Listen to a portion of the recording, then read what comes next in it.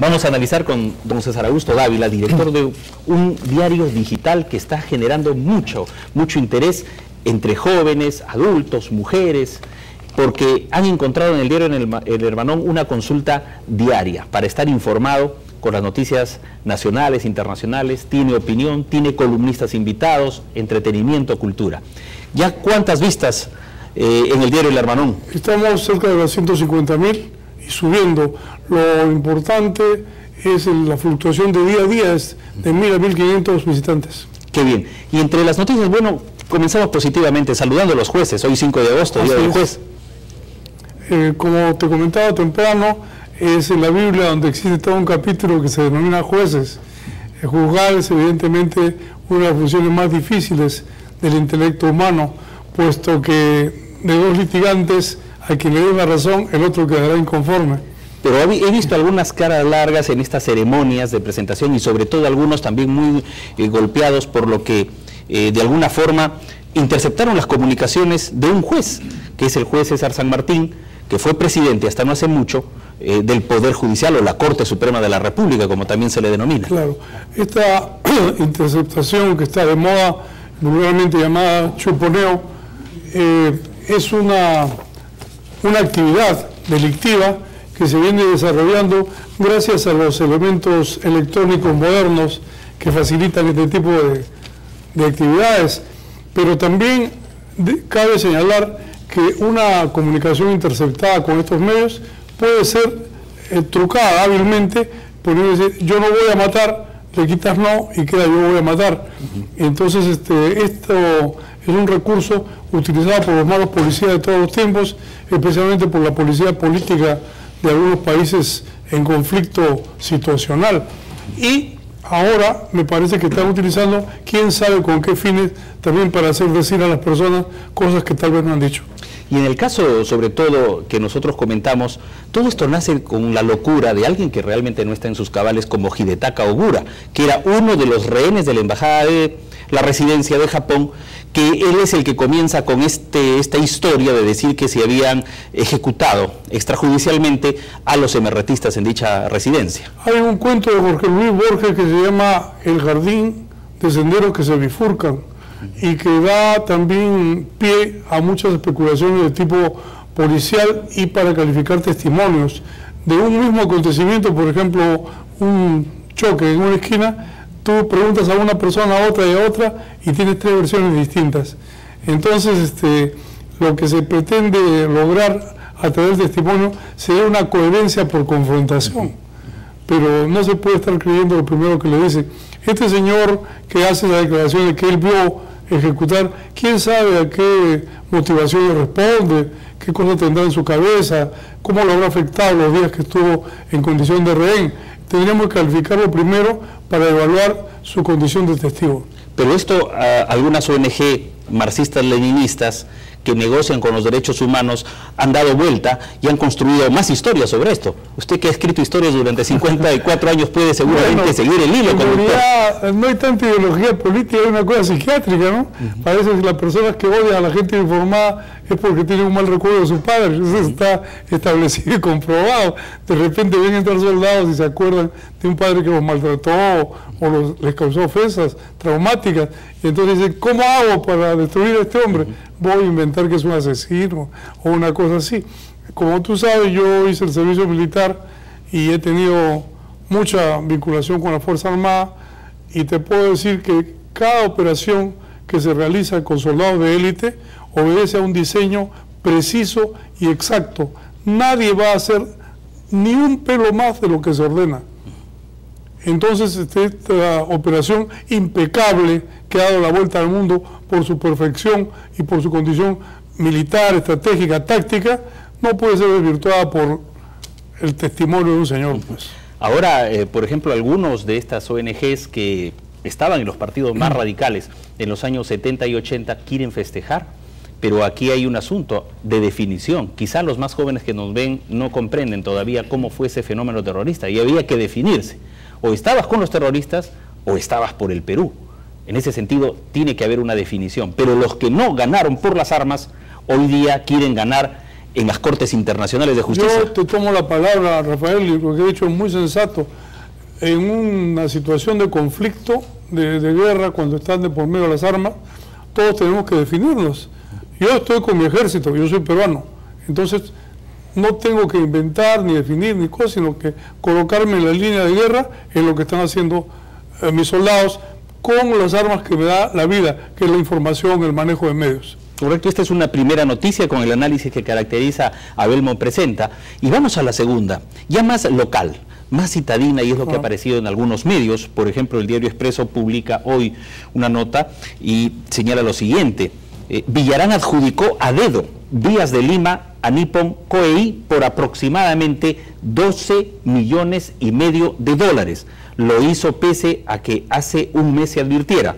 Además, el regidor Jaime Salinas exige que funcionarios de Invermet expliquen razones por las que se obvió concurso público. Es decir, otra perla más que se viene para la administración Villarán. Todas las obras públicas tienen que ser licitadas a partir de una determinada cantidad pequeña, pero no se puede hacer afirmaciones tan ligeras por el solo hecho de que tenemos algún conflicto con la autoridad, ¿no? Porque de alguna manera, desde que la decimos, ya el bulo, como dicen los españoles, rueda, se agranda como copo de nieve y luego causa daño a las personas, un daño que será irreparable, puesto que la calumnia, al igual que la leche, jamás se puede recoger en su totalidad.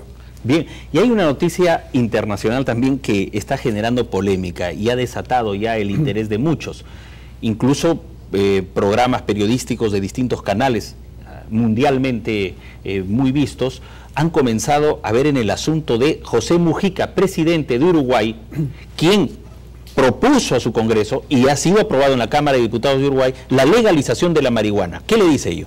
Yo te diría que, de acuerdo a un antiguo aforismo, cuando el ser humano está desesperado, actúa desesperadamente.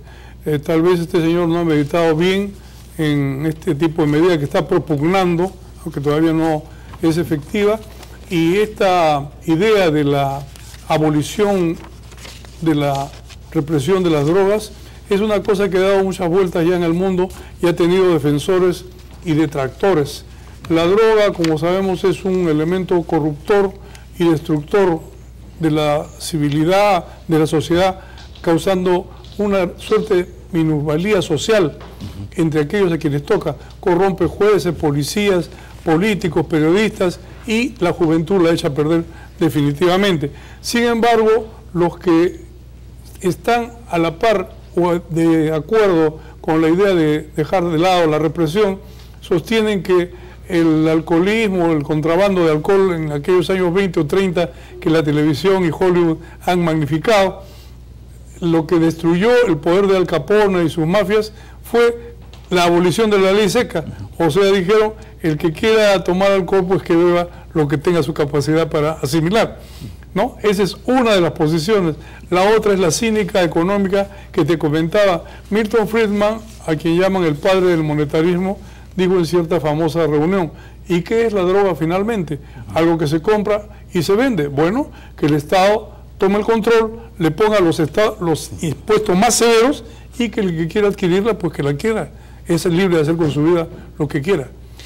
Bien, gracias a don César Augusto Dávila. Estaremos con usted más adelante en el programa analizando más noticias y también los eventos que tenemos hoy día, que vamos a estar con un equipo de niños que es una sensación, un grupo talentoso de niños, y ellos han hecho Orquesteando. Vamos a tener más detalle e información con ellos y entrevista más adelante. Amigos televidentes, vamos a entrar a un análisis político muy profundo y sobre todo con personas que tienen la experiencia política y también han estado al frente de los hechos. Vamos a entrevistar en instantes al general Daniel Mora. Él ha sido presidente de la Comisión de Educación del Congreso, integra también otras comisiones parlamentarias, ha sido ministro de Estado en la cartera de Defensa y además un político que comenzó en Somos Perú, ha estado en Perú Posible y tiene una lectura muy precisa de los acontecimientos nacionales y sobre todo de los hechos de coyuntura que hoy nos comprometen a un análisis bastante serio. Desde aquí saludamos al general Daniel Mora y le damos la bienvenida al programa.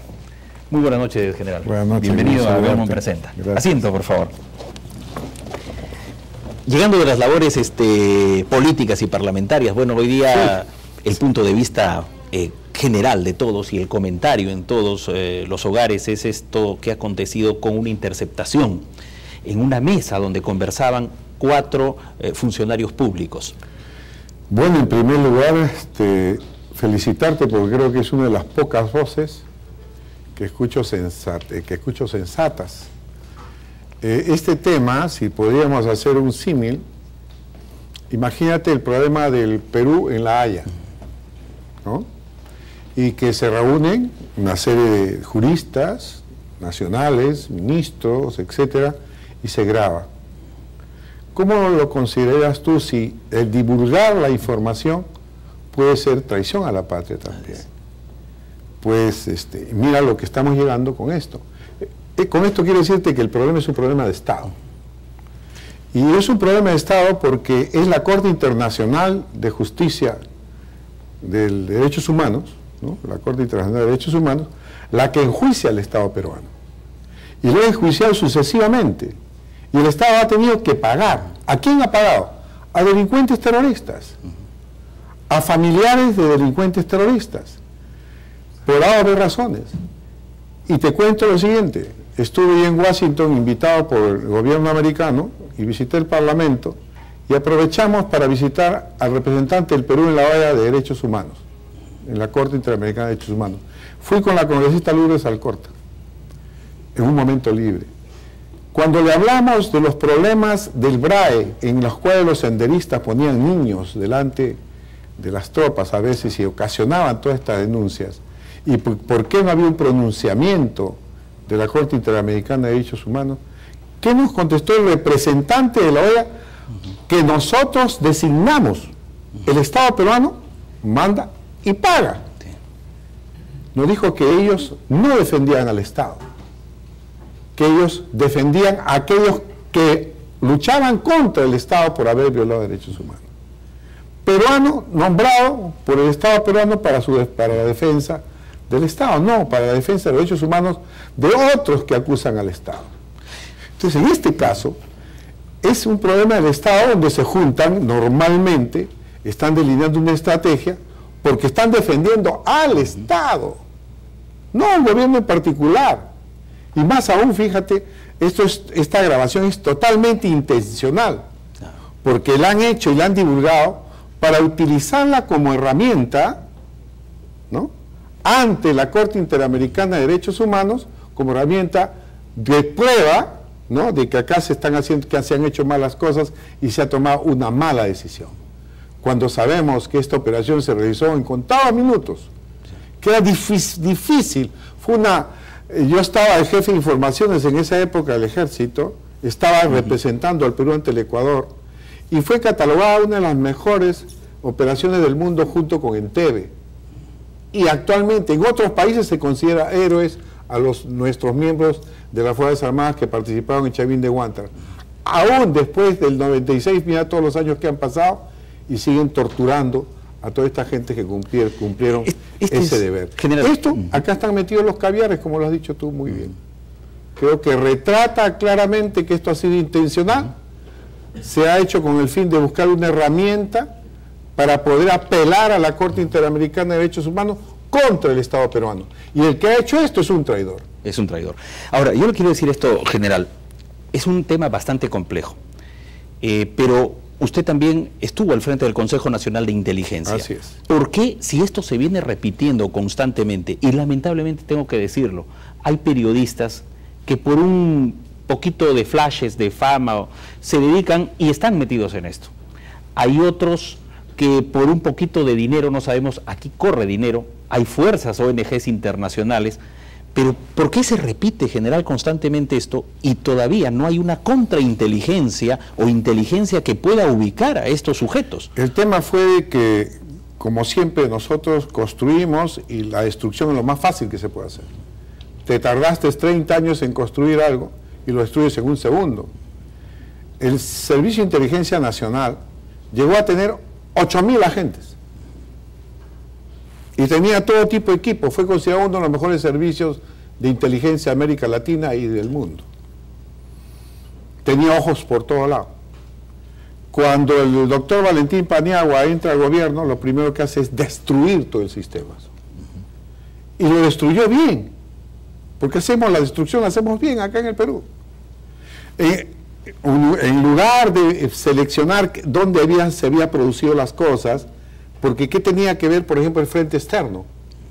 El que había el caso Chile, el caso Ecuador, qué sé yo, los países limítrofes. Nada. Eran expertos que tenían 10, 15 años trabajando ahí, que eran expertos en Chile, expertos en los países limítrofes, pero conocían al revés y al derecho cada país. Bueno, se destruyó todo. Cuando nosotros hemos llegado, no había ni un equipo. Todos habían desaparecido. Ni camionetas, nada. Ni vehículos, con la justa unos cuantos. Equipos de interceptación desaparecieron todos. ¿En qué número, por ejemplo, equipos de interceptación? Estoy hablando de 18, 20 y tantos equipos. Entonces, se comenzó la tarea de ver dónde estaban. Era muy difícil, eran equipos muchos analógicos, que ya no servían, la tecnología había avanzado bastante. Encontramos en algunas zonas mineras, 1 o 2 encontramos, pero en realidad, en esa época, comenzó a surgir compañías de seguridad. 16 compañías de seguridad surgieron sin necesidad de que aparecieran como aparecieron en la plena época del terrorismo, que comenzó a subir las compañías de seguridad. Pero cuando se produjo la captura, más bien comenzó a decaer. Pero hubo un momento, después de la captura de Montesinos y todo, que comenzó a subir. 16 compañías de seguridad. ¿Dónde iban esos 8.000 agentes entrenados? Claro. Encontramos 400 imberbes, ¿no? Y para el público imberbe quiere decir novatos, ¿no? Que no sabían nada, que para preparar un agente se requiere 7 años por lo menos. Entonces, 8.000 agentes sueltos, que comenzaron a buscar trabajo. Venían compañías mineras que querían ver todo su entorno, cómo funcionaba todo el entorno donde estaban inmersos, compañías agroindustriales, etcétera, y ahí buscaron una fuente de trabajo. Miles de montesinitos. Puede ser. Entonces, es una cuestión que es muy pocos pueden comprar un equipo de esa naturaleza, pero esta grabación que se ha producido es una grabación normal, es una grabación con una cámara como la que usa un periodista. Entonces yo creo que eso ahí muy fácilmente puede determinarse quién fue el que grabó todo esto. Y quien puede darnos muchos datos también, porque era presidente en ese momento del Poder Judicial, era el señor César San Martín, a quien alguna vez también la gente le decía que era caviar. Alguien se le infiltró, pues. Alguien se infiltró de todas maneras, y en esa reunión creo que han sido muy pocos. Así que es muy fácil determinar. No sé si habrá sido la jueza, no sé. Pero creo que una investigación, y creo que ella aplaude una investigación de este tipo, porque esto es revelar secreto de Estado también. Poner al descubierto una estrategia como que estaba haciendo el Estado para contrarrestar lo que hacía la Corte Interamericana de Derechos Humanos con el Perú, que habíamos pagado cientos de miles de dólares y íbamos a seguir pagando millones, ¿no? Entonces imagínate por qué también decide el Poder Judicial también que no aceleraba el caso de dar solución al caso Chavín de Huántar, porque por eso la Corte Interamericana de Derechos Humanos había intervenido en razón de que no se aceleraba el juicio en el Perú. Era totalmente razonable que se juntaran y decían, bueno, hay que acelerar esto. El Estado está de por medio. Van a enjuiciar al Estado, lo van a castigar al Estado, el Estado va a tener que pagar millones.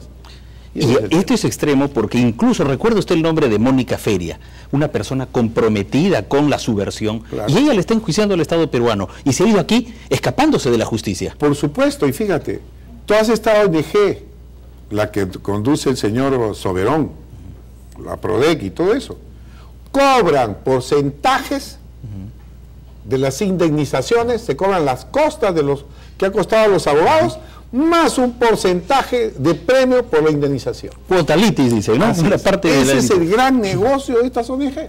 Y eso está probado. Está probado que ellos cobran, y han declarado algunos sí que tienen que darle por los derechos de abogados, por la cuestión.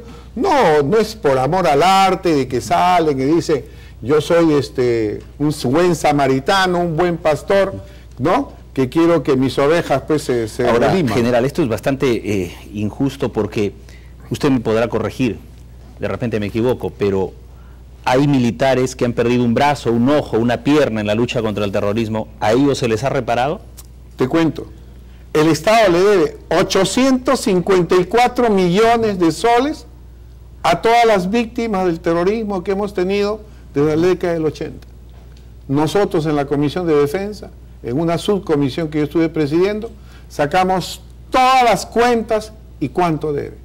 Se le ha prometido el oro y el moro. Ni siquiera nuestros inválidos tenían un bastón y yo tenía que irles a comprar con un grupo de amigos hasta los jevecitos para los bastones porque se gastaban, muletas, sillas de ruedas, etc. A muchachos que fueron a luchar contra la subversión, contra el terrorismo, en gobiernos democráticos. No porque les diera la gana a las Fuerzas Armadas. Fueron los estados democráticos los que mandaron a las Fuerzas Armadas en un estado de derecho, declarando estado de emergencia tal como dice la Constitución. Y ni siquiera muchas veces ha tenido la defensa del Estado, porque bastaba que una ONG acusara a un oficial, a un suboficial, a un soldado, para enjuiciar a todos por la famosa autoridad inmediata.